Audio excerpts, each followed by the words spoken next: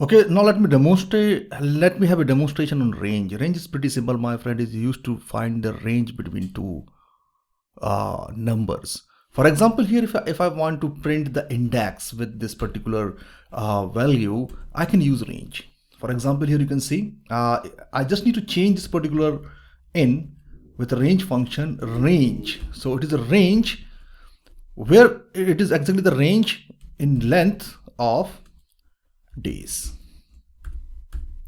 So here means now this is basically not a string, okay, it is now a integer.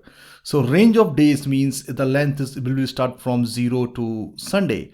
So here this can print the index, and here I will just use a value, and the value will be become here, let's say, days with this t.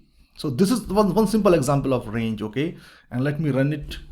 Here you can see, so here when I run it, it should print, you can see the 0 1 2 3 4 5 6.